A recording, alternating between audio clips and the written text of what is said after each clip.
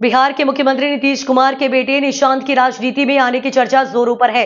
वैसे नीतीश कुमार अब तक राजनीति में परिवारवाद को लेकर विरोधियों पर हमलावर रहे हैं, लेकिन निशांत की राजनीति में उतारने को लेकर जदयू में भी मंथन का दौर जारी है। जदयू के कई नेता तो उनके स्वागत को तैयार बैठे हैं। दरअसल बिहार के सियासी गलियारों में नीतीश कुमार के उत्तराधिकारी को लेकर भी चर्चा होती रही।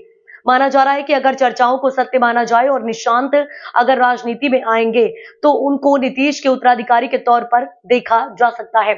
सूत्रों की माने तो इसके लिए परिवार के सदस्यों के अलावा पार्टी के कई नेता भी राजी हैं। लिहाजा कहा जा रहा है कि होली के बाद निशांत कुमार औपचारिक तौर पर अपने सियासी सफर की शुरुआत करने वाले हैं। नीतीश के बेटे निशांत की पॉलिटिकल पार्टी एंट्री के सवाल पर जदयू के नेता और बिहार सरकार के मंत्री अशोक चौधरी कहते हैं, जब मेरी बेटी राजनीति में आ सकती है तो वो क्यों नहीं आ सकते।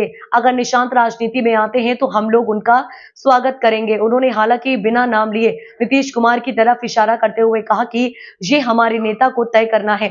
मंत्री अशोक चौधरी की बेटी शांभवी चौधरी लोक जनशक्ति पार्टी रामविलास के टिकट पर समस्तीपुर से सांसद बनी है। इस पर जदयू नेता और पूर्व सांसद आनंद मोहन सिंह ने कहा कि ये सब हम लोगों का विषय नहीं है। हालांकि उन्होंने कहा आगे, पत्रकार का बेटा पत्रकार होता है, डॉक्टर का बेटा डॉक्टर होता है, इंजीनियर का बेटा इंजीनियर होता है। निशांत का अगर फैसला राजनीति में जाने का होगा तो नई पीढ़ी का सभी स्वागत करेंगे। मुख्यमंत्री नीतीश कुमार के बेटे निशांत कुमार की सियासी पारी को लेकर इस समय जमकर अटकलबाजी चल रही है। निशांत कुमार अपने दादाजी के सम्मान में आयोजित कार्यक्रम में शामिल होने अपने गृह क्षेत्र बख्तियारपुर गए हैं और वहां उन्होंने अपने पिताजी के काम की बदौलत उनको फिर से मुख्यमंत्री चुने जाने की अपील की थी। उसकी ये बात उसकी चर्चा शुरू हो गई है। उनकी राजनीतिक पारी का जल्द ही आगाज हो सकता है।